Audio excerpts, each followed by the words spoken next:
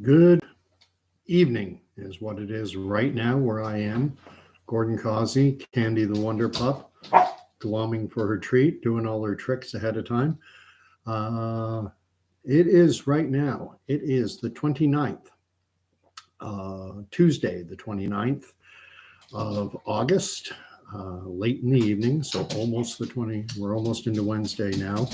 And Candy, of course, knows that when I do a video, she gets a treat. So sit, give me your paw, lay down, speak.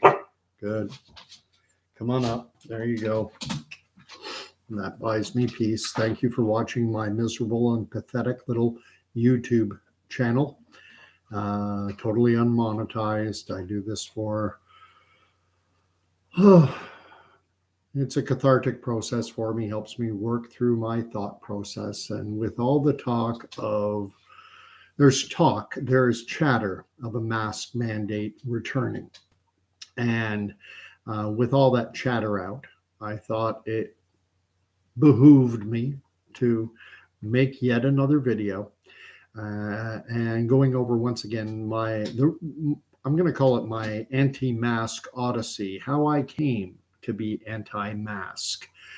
And I am adamantly anti-mask with a small caveat. I will throw in a small caveat. I will allow that masks might have some benefit. However, I'm going to qualify that by saying provided it is a properly worn, properly handled N95 or better. But the keys there are properly worn and properly handled. But I'll get to that later. What I wanted to go through was, again, my odyssey, my journey, if you will. We'll all remember March of 2020, lockdowns were instituted. At that point, masking wasn't even on the radar. Some people opted to wear masks. I remember individuals with a church I used to attend. Some women were posting onto Facebook that they were making masks and making them available, cloth masks, because at the time there was a shortage of medical masks. And the thinking was, the medical professionals need those. So here, stick this piece of cloth on your face. And right off the bat, back in March, April 2020, I was anti-mask, but I didn't have a lot of data, information. I hadn't done any reading on the subject. It was just an intuitive feeling that placing a barrier in front of my nose and mouth did not strike me as healthy.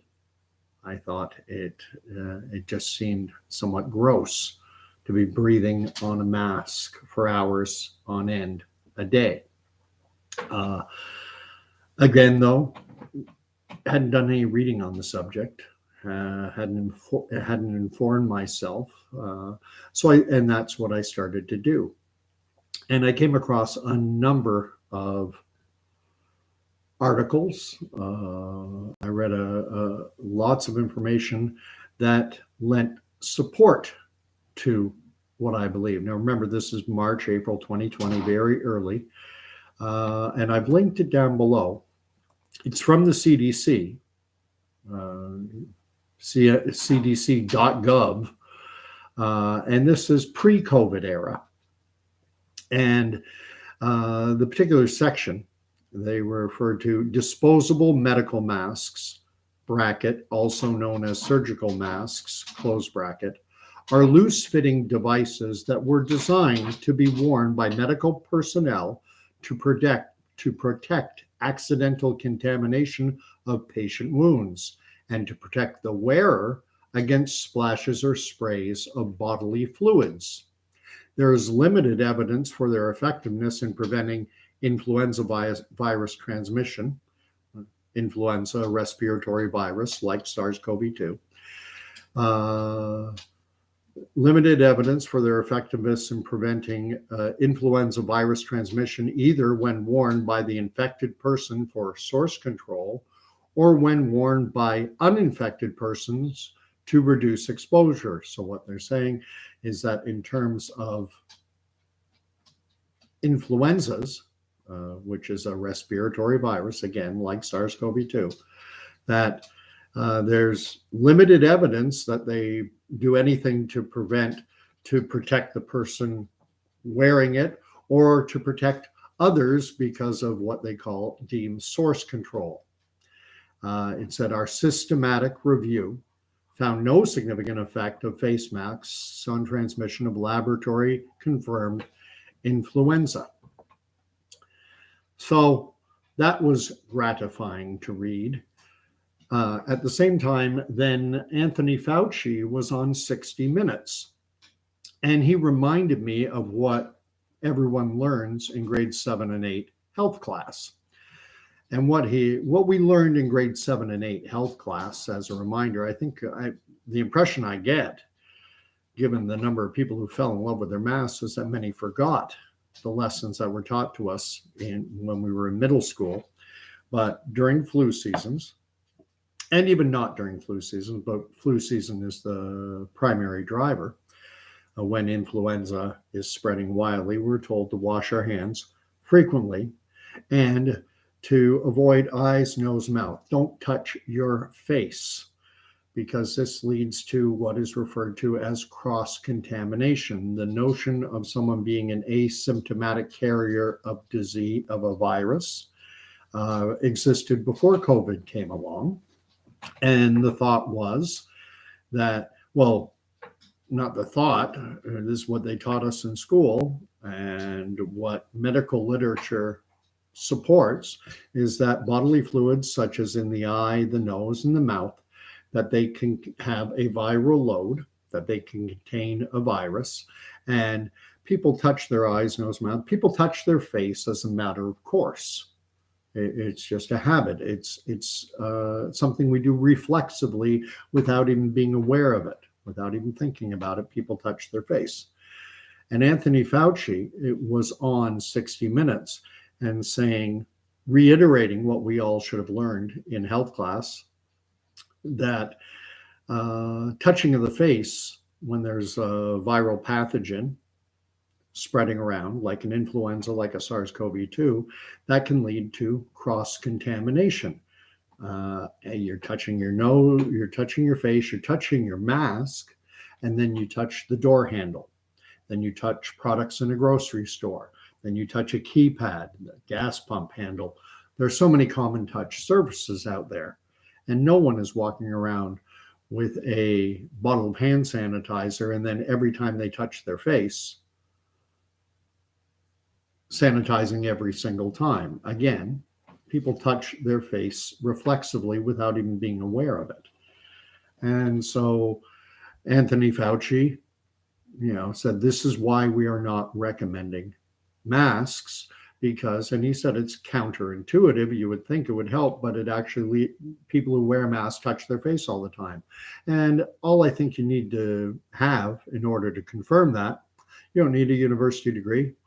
You don't need an advanced degree in epidemiology, virology, or vaccinology, or any other ology. All you need are a functioning set of eyeballs. And you'll see that people who wear masks touch their masks, their face, all the time, repeatedly. I work with these individuals. They take them on and off all the time. And they're not sanitizing in between each touch. If you go to the World Health Organization and look at their advice on masking, they say that before the mask should be sterile in a package. If you're wearing a medical mask, or an N95, obviously is the best. It should be in a package, sterile. And then before you touch it, you sanitize or wash your hands. Then you put it on your face, making sure it's secured properly. When you're done, sanitize again. And then anytime you touch the mask, because it is potentially contaminated with viral pathogens and goodness knows what else, to sanitize your hands. This is all very basic stuff. And those comments that Fauci made on 60 Minutes were reiterated by Canada's own Chief Medical Officer of Health, Dr. Theresa Tam, publicly. And Ontario, Canada, province of Ontario, Canada, largest province in Canada, the Chief Medical Officer of Health for the province at that time was a gentleman by the name of Dr. David Williams. And he made the same public pronouncement. Again, this is March, April 2020, very early. Said people who wear masks touch their face all the time, and that leads to cross-contamination, which contributes to viral spread. So we're not recommending masks. Makes perfect sense if you think about it. Now, lending further credence to that was an article published in Canada's CBC News, government-approved, government-funded news, Canadian Broadcasting Corporation. They published an article, and I'm horrible. I had it up, and then I changed the tab. So you'll have to pardon me while I type. Thankfully, I typed it in before. Anyway, this is an article that goes back May 10th of 2020. So we've had the Centers for Disease Control saying limited evidence showing that masks do anything, that they don't help the person wearing them and they don't protect others. And then the CBC published this article. I've linked down below the subject line, or the headline, if you will. Use of masks during COVID-19, not always the answer, says epidemiologist. And I'll try and get right to Dr. Colin Furness, an infection control epidemiologist and assistant professor at the University of Toronto, said wearing a mask can be dangerous. That is, if the wrong mask is worn, it's worn incorrectly, or people have incorrect expectations when wearing it. The worst one is wearing one for too long, he said, noting masks can collect bacteria and other viruses. Furness said he wonders why this information isn't being shared when there is evidence about it. And then the next whole subheading is study points to danger. And it says, he said a study in a UK medical journal showed healthcare workers who wore cloth masks all day while working were 13 times more likely to get a respiratory illness when compared to the standard practice of only wearing a mask when necessary. Those who wore a paper or procedure mask or medical mask were twice as likely to get some type of respiratory infection if they wore it all day. The N95 masks in this study, the article just says the N95 masks were only worn when required during the study, and no staff were affected. This shouldn't surprise us, Furness said. Quote, a mask, you're breathing on it all day long, creating all this wonderful space for bacteria to multiply. And once they get to a certain quantity, you start inhaling them. He said drug-resistant bacteria could be worse than COVID-19 for some people. Again, that was May of 2020. By now, my anti-mask stance, I feel, is fully and completely justified. I further went on, and I've linked it down below. That study to which he was referring, the UK medical journal, is the British Medical Journal, BMJ. And I looked at that study. It was a healthcare setting in Vietnam. The team that conducted the research, I'm not sure when the study took place, but the BMJ article is dated 2015. So we're not talking ancient history here. We're talking just 5 or so years before SARS-CoV-2 came on the scene. And this Australian team had studied it in a healthcare setting in Vietnam. And I believe, going off memory, it's been a while since I've read this, and I'm tired of reading the same things over and over. But going off memory, they were wearing their masks. It was referred to as a cluster trial because there were 3 arms. There was one group wearing the medical masks, procedural masks, medical masks, call them whatever you want. We all know they're blue, they're yellow, they have little folds in them, the little aluminum type pinch thing for around the nose. There's those, I'll call them medical masks. That was one arm. Another group wore the cloth masks. And then the third group wore an N95, but the N95s were only worn procedurally, meaning when they were engaged with a patient in a specific procedure, the mask would be worn. Then when the procedure was finished and the patient dismissed, the mask would be taken off and discarded. And then a new one would not be put on until another patient, another procedure. And what they found now in the background, in the population at large, respiratory infections do happen. That's called the background rate, what would normally be expected. Maybe it's 1 in 1,000, 1 in 10,000, whatever the number is, that's the background rate. And so they measured the various clusters against that background rate.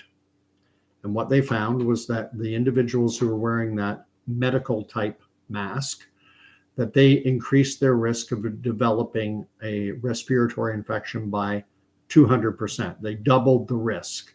So in the general population, if it's 1 in 10,000, now it's 2 in 10,000, double the risk. What they found for those putting on cloth masks is that the risk went up 1,300%, 13 times, as referenced in the CBC News article.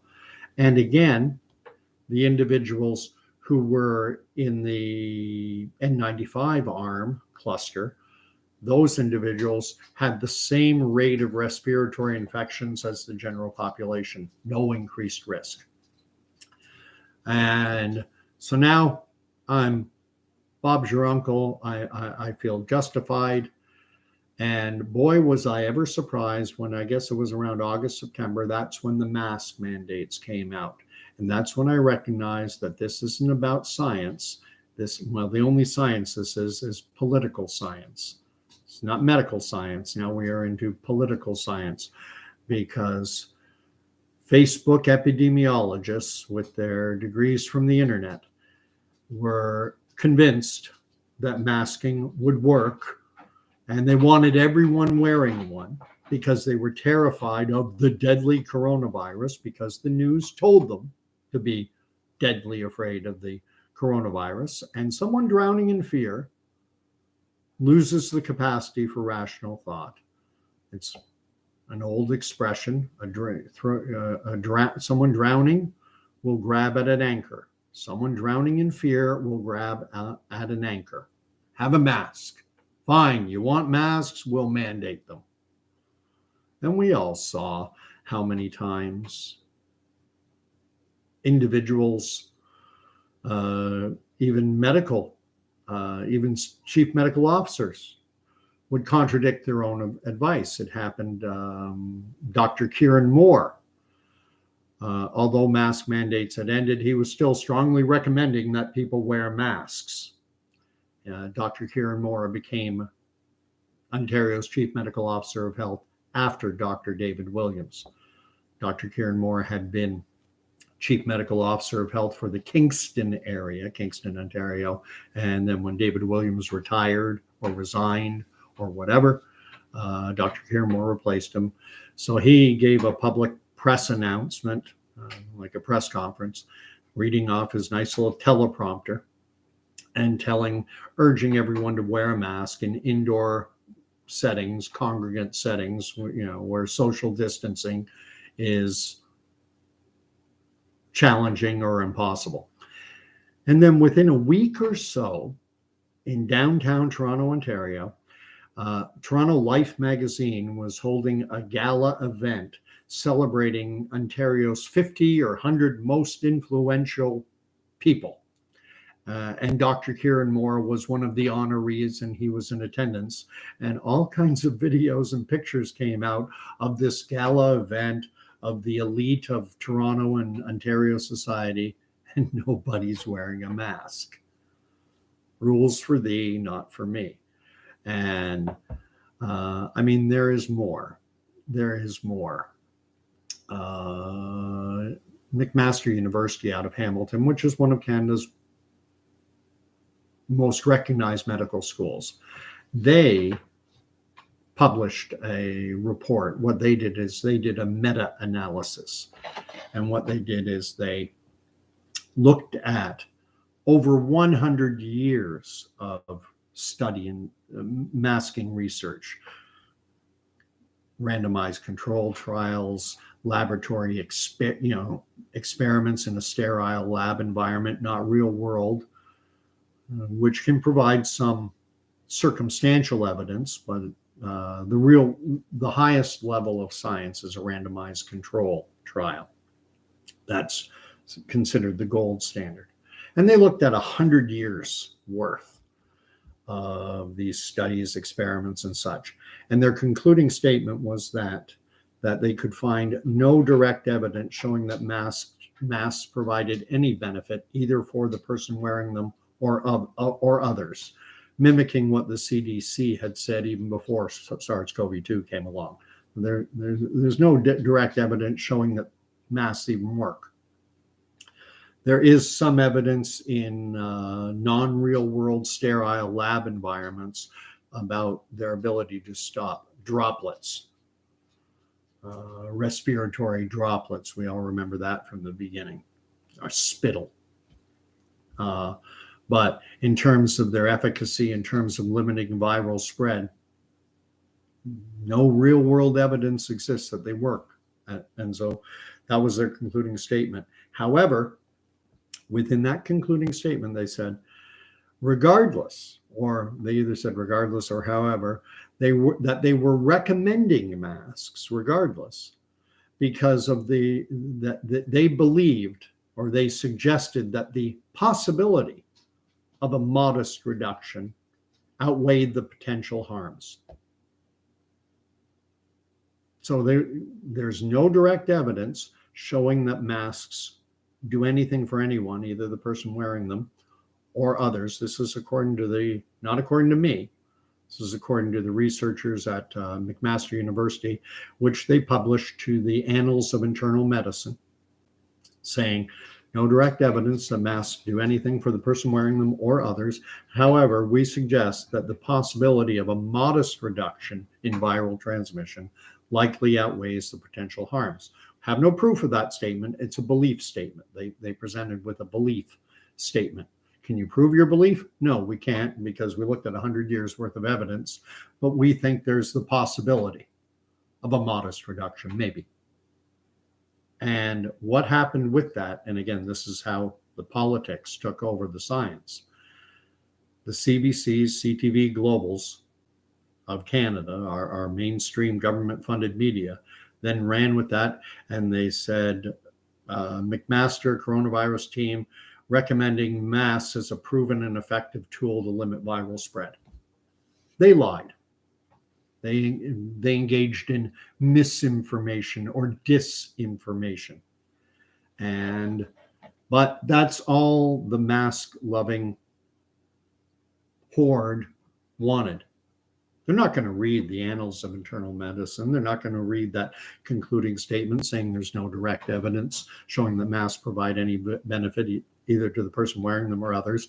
They are afraid, they're scared, and they think somehow it's like walking around with a rock in your pocket, not to reference an old Simpsons show, walking around with a rock in your pocket and thinking that it keeps tigers away. Cause and effect reasoning. Well, I haven't been attacked by any tigers, so this rock obviously works. I haven't gotten COVID, so obviously this mask is keeping me healthy, keeping me from getting sick. So I'm still anti-mask. Now, as time went on, there was another study that was done in Denmark. It was that country's a technical university combined, or they worked with 3 or 4 hospitals in Denmark. And they did a combined study, which at the time was the largest ever public masking trial ever done. As memory serves, again, I'm going off memory, this one as well was published to the Annals of Internal Medicine. You're welcome to look it up. It was in the neighborhood of 5,000 participants, evenly divided into a masked and an unmasked arm. So you have the mask as the study group, and then you have your control group, the unmasked. And again, they reached the same conclusion as everyone else, that there was no evidence showing that there was any benefit in reducing viral spread. And now that study was not perfect in the peer review process. It's the same when you read the British Medical Journal study on the cloth masks versus medical masks versus N95. In the peer review process, when you read the peer review, the reviewers will highlight limitations. They'll highlight areas that basically holes in the trial. Just because a study gets published and is in a peer-reviewed journal doesn't mean that all the peer reviews are glowingly, this is 100%. And this is, again, in this video, I said, if you don't know what science is, don't watch. Science is an investigative process that evolves over time. And the gold standard is a randomized control trial. However, the potential for bias to come into play always exists. There's always the potential for bias. We're dealing with human beings. Medical professionals are as prone to every human failing as any other human being. They're not gods. They're as motivated by all the human failings: greed, avarice, pride. And so what you'll hear in science is that if one randomized controlled trial proves something, that the best evidence comes when subsequent trials prove the same thing. And what we had in McMaster University, and looking at over 100 years worth and all the studies that have been done, and I read the article, it was around 10 studies had all shown the same thing. And that's important, because if one study shows it, great, but repetition is important. If something is true on Monday, it also has to be true on Tuesday, Wednesday, Thursday, and every other day of the week. If it's true in October, it also has to be true in December and every month of the year. So replication is important. And so this study out of Denmark, even though it had what wasn't 100% perfect, it confirmed everything that had gone on before. And then another study came out, and it was out of Bangladesh. They went into a third world country. And if memory serves, I think we were dealing with 100,000 or 200,000. This was by far the largest masking trial ever done. And it was published again to a peer-reviewed journal with the same comments about the flaws and the errors and the need for confirmation. This is the first study ever done anywhere that showed a very modest benefit in the masking arm. And so that was just gold to the mask lovers, because they finally, after over 100 years of every study ever done in the real world, showing that there's no direct evidence at all to show that masks have any benefit for anyone. Now there was this one done, they did one in Bangladesh. They went to a third world country, and now, has there been replication of that study? Not that I've seen. That was the last study I've ever seen done on masks, and it was done well over a year ago. But that's all. So that's all mask lovers wanted. They just wanted something that would confirm their preconceived notion. And I allowed at the beginning that I'm willing to put some water in my anti-masking wine, if you will. And again, I said at the start, if someone's wearing a proper mask, an N95 or better, that they're wearing it properly, meaning it's tightly sealed, that it forms a tight seal around the mouth and nose, and that it's handled properly, I will allow that, okay, I think there's potential that it may provide some benefit. I'm not going to, however, the problem is I see people wearing masks every day, and they treat them like a pair of safety goggles that you would wear in shop class. And nothing wrong with safety goggles. They're needed protection if you're working on a lathe or something, any type of woodworking or metalworking where there's potential for projectiles to go into your eyes. Great. But they're not medical grade PPE. PPE standing for personal protective equipment. They're not medical grade, like safety shoes. They're not medical grade. They don't have to be handled in a sterile fashion. How confident would you feel if you saw a surgeon going in to operate and they reached into, with ungloved hands, just reached into their purse or their dirty pocket and threw a mask on their face and then went into the operating room? I know the rationale that mask lovers talk about. They go, it's just a mask, just put it on. It's medical grade PPE. You know, it's ironic. They would say doctors wear them in an OR setting. Yes, they do. They scrub up, they gown up, they glove up, they put it on. I don't like to bring in too much of my own personal experience, but I did work at a medical unit in the forces.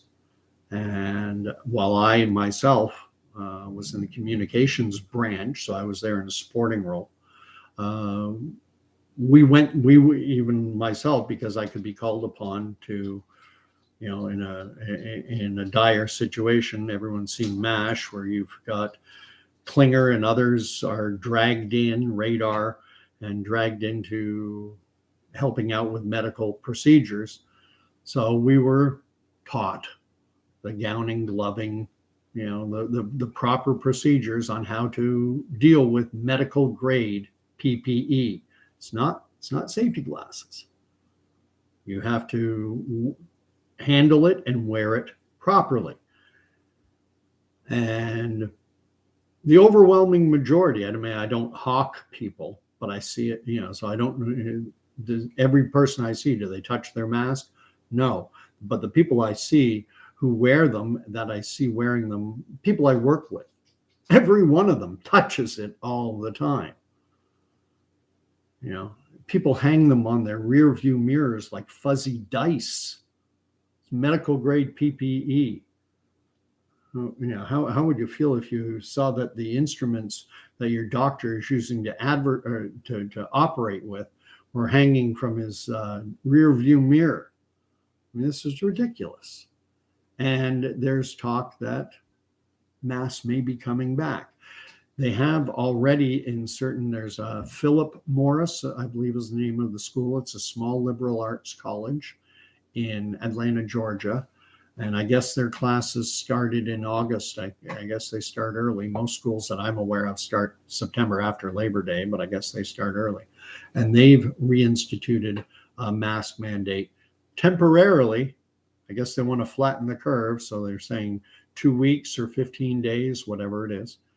That's them. There's a college university down in New Orleans, Louisiana.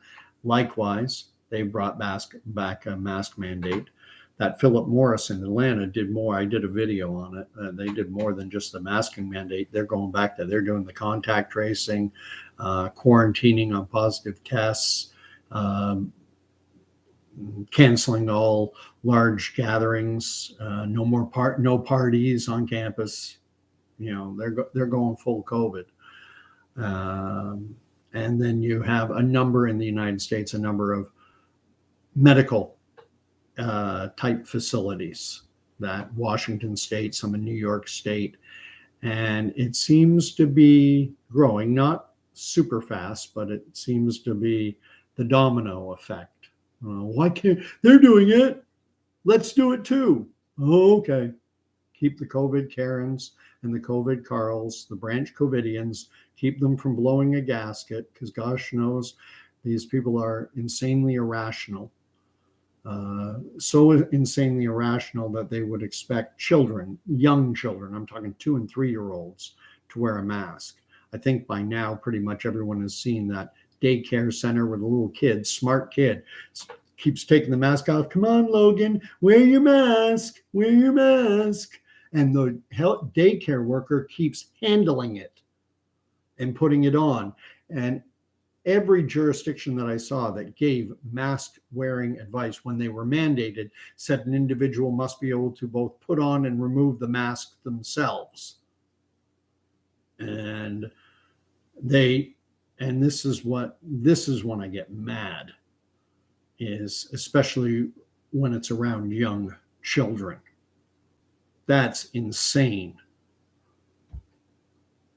But people don't care, because their fear trumps, the welfare of that child. I'm afraid, so make your kid wear a mask and stick it on their face. Oh, that gets my blood boiling. So, are the mask mandates coming back? The CDC right now has an article out. And the headline, again, Canadians, we can't share news articles now. I don't know if YouTube, which is owned by Google, is enforcing it, but Facebook sure is. I've tried to share, because due to Canadian legislation, Canadians are no longer allowed to share news or words to that effect. But this came out Friday, August 25th, so a few days ago. CDC say there are no plans to bring back mask mandates, even as COVID cases rise. So they're not planning on it. I tend to parse that, well, we weren't, and then later, if they were to bring it back, well, we weren't planning on it, but the situation warrants it, is what I expect. Because it is a great tool to reinforce fear. It puts an advertisement on everyone's face that there's a deadly pathogen around. And to what degree, I don't want to get into that. I don't want to get any more strikes. I don't want to get another strike on my account. I'm not offering medical advice. I'm reading from the CDC. I'm reading from the CBC and Dr. Colin Furness, an infection control epidemiologist. My science courses at university, undergraduate level notwithstanding, I don't have any degrees in any medical field. So what I do is I listen to and I read and I listen to those with the proper accreditations. And I try to think, I do my best to think critically. Was Anthony Fauci lying when he said that mask wearers touch their face more? No. Not based on everything that I have seen over the past 3 years. He was bang on the money. Does touching your face lead to cross-contamination? Well, unless they were lying to us in middle school about how pathogens spread, and I don't think they were. They were telling us the truth. So that's my video. I probably left some gaps out. I always finish these and then think, oh, I should have said that, or oh, I should have said this. But I'm doing this by the seat of my pants, just going off memory. I've saved that article from the CBC. I have it in my saved items. I don't have the BMJ one. I had to search that one out. I had to search out the article on. But comments are always on. I didn't mention that, but I always appreciate commentary. The thing is, a bit of an announcement. This may be my last video for, probably 1 to 2 weeks. I'm taking a break. And so you won't be seeing me, till well into September at some point. at least a week. If something happens, if I'm motivated, if something's on my mind, I might do one tomorrow, but that's the last day because I got some stuff on the go starting on Thursday. So if you don't see me tomorrow, well, you're not going to see me then for another week or two. And goodness knows, I mean, so much can change in a day. We're coming up to mid-September. And if you pay attention to Alex Jones, I don't, but I hear the chatter. Alex Jones, InfoWars, I'm not a fan.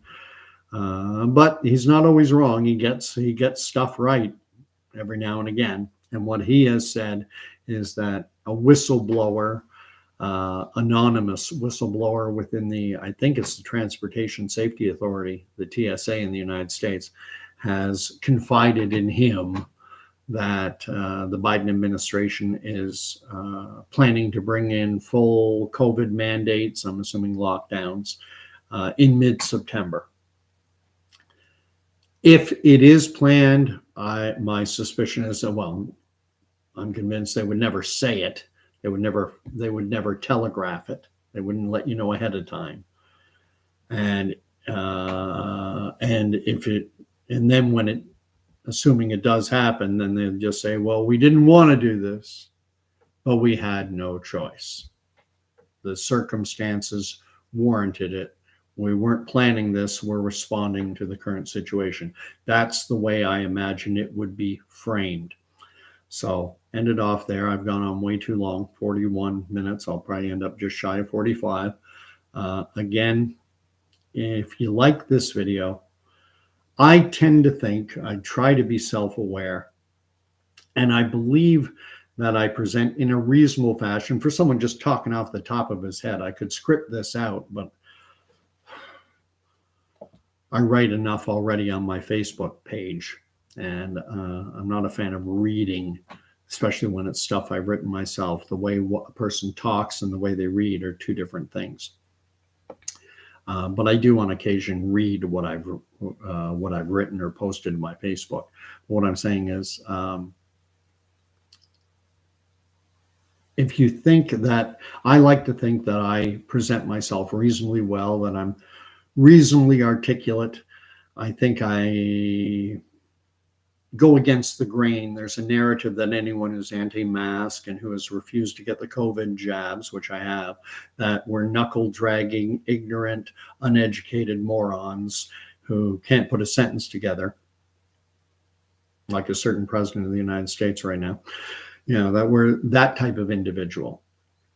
And that's who the media focuses on. That's who the media shines a spotlight on when they want to show someone who's opposed to masking like I am, or who has not gotten the jab. They pick the most, to use a Hillary Clinton term, deplorable type person they can find, because this is the identity politics that we live in now. They want everyone into their camps, and they want to say, oh, are you joining that guy in that camp over there? That MAGA hat wearing, blah, blah, blah, blah, blah. You know, and we've become that. We've become a society of symbols. You know, what symbol, what flag are you waving? What hat are you wearing? I have a video down below with me wearing the Canadian version of the MAGA hat. I mean, it's a symbol.